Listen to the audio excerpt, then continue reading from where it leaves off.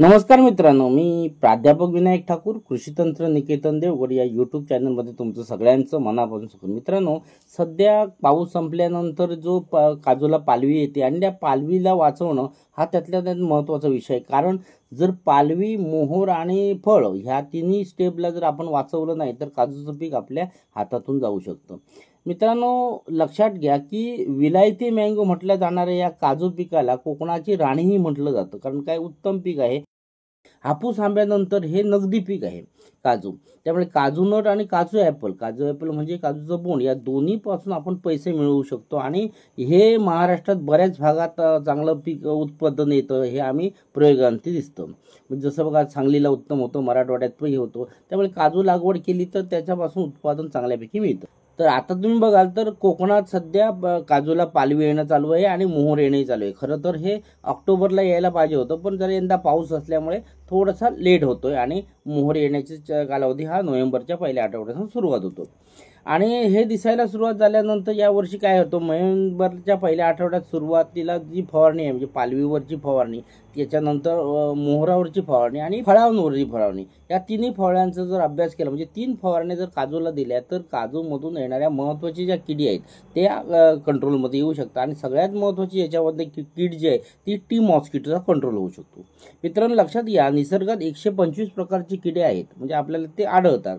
त्यातल्या त्यात जवळजवळ 58 प्रकारचे जे किडे आहेत ते काजूच्या मोहोर आणि संबंधित काजूविषयी दिसतात आपल्याला. आणि त्यातील जर तुम्ही बघाल ते 7 ते 9 प्रकारचे मुख्य किडी जे आहेत ते काजूला फार नुकसान करतात आणि काजूचं संपूर्ण उत्पन्न घटवून टाकतात.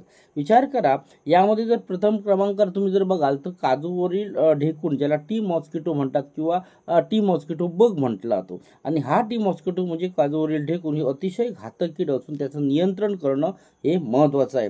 आणि जर नाही केलं तर काजूचं 90 ते 100% पर्यंत नुकसान होतं आणि गेल्या वर्षी तुम्ही बघितलं असाल झालेलं आहे.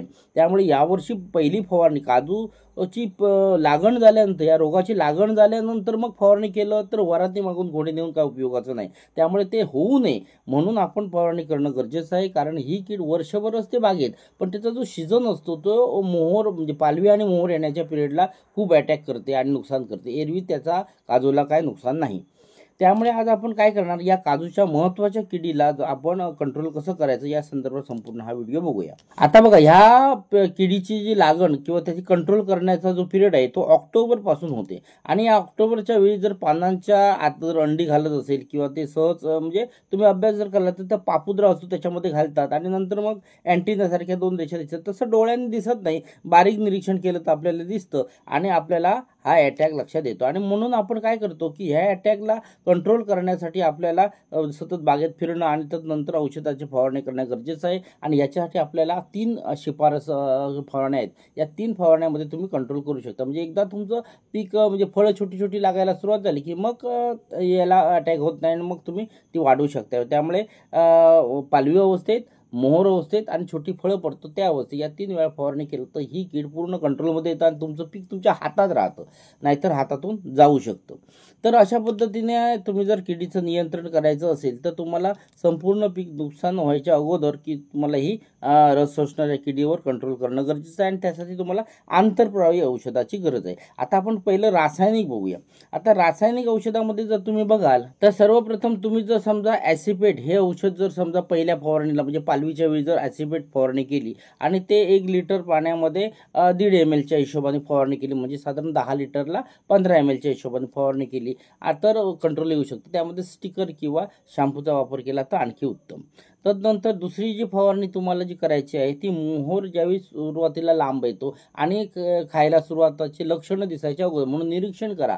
जर मोहोरावर स्पॉट दिसत असतील, कारण एका वेळी दिवसाला नर जवळ 97-98 वेळा दंश करतो आणि 100च्या वरती मादी दंश करते. तर त्यामुळे आपल्याला कंट्रोल करणं गरजेचं आहे आणि कंट्रोल जर नाही केला तर प्रॉब्लेम येऊ शकतो. आता पुढची गोष्ट कशी आहे ना, मोहोर ज्यावेळी सुरुवातीला येतो 1-2 इंचाच्या वरती येतो आणि जर अशी लागण दिसली लगेच 1-2% तर तर लगेच करा, अन्यथा तुम्ही थोडा मोहर वाढेपर्यंत वाढ द्या आणि जर समजा स्पॉट दिसत असेल तर त्याला कंट्रोल करा. आता त्याच्यासाठी तुम्हाला काय करायचं, मार्केटमध्ये प्रोफेनोफ्रॉस हे आंतरपाळी औषध जे आहे त्याचं जर तुम्ही समजा 2 ml 1 लिटर पाण्यातून म्हणजे साधारण 10 लिटरला 20 ml च्या हिशोबाने जर फवारणी केली तर ही कंट्रोलमध्ये येऊ शकतो. ही दुसरी फवारणी म्हणजे दुसऱ्या फवारणीला तुम्ही प्रोफेनोफ्रॉसचा वापर करा. आता तिसरी फवारणी जेव्हा छोटी फळं चालू होतात म्हणजे मोहर मॅच्युअर होतो आणि फुलतो आणि आपल्याला छोटी छोटी फळं दिसायला लागतात, त्यावेळी तुम्ही लॅम्बडा सायलोथ्रिन आणि थायमॅटाझॉन याचं कॉम्बिनेशन जर फवारणी केली तर बेस्ट रिझल्ट देतो. त्यामुळे ह्या औषधाचं कॉम्बिनेशन साधारण 2 ml प्रति लिटर या हिशोबाने म्हणजे 10 लिटरला 20 ml च्या हिशोबाने शॅम्पू किंवा स्टिकर टाकून फवारणी केली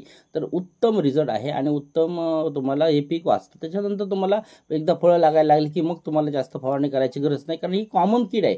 हिचं कंट्रोल केल्यानंतर ह्या पिरियडमध्ये ही जी औषध सांगितली त्याच्यामध्ये तुमची पाणी खाणारी अळी, रस शोषणारी किडी, इतर किड्यांचाही कंट्रोल होणार. त्यामुळे व्यतिरिक्त आणखी काय फवारणी करायची गरज नाही. अशा पद्धतीने तुम्ही जर समजा कंट्रोल करा आणि तुमचं पीक वाचवा.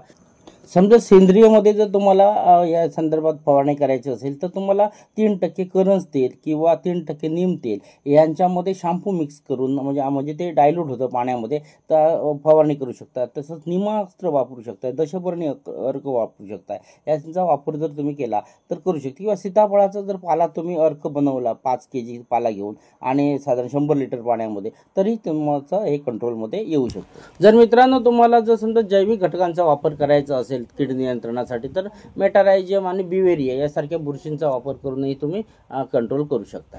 अशा प्रकारे महत्त्वाच्या टी मॉस्किटो म्हणजे काजोरी ढेकुण या किडीचं नियंत्रण लवकर करा, अन्यथा तुमचं पीक हातातून जाईल. आणि म्हणून आपण हा व्हिडिओ बनवलेला आहे. व्हिडिओ तुम्हाला नक्कीच आवडेल. व्हिडिओ आवडल्यास लाईक करा, कमेंट करा, शेअर करा, शेतकरी मित्रांपर्यंत पोहोचवा. धन्यवाद.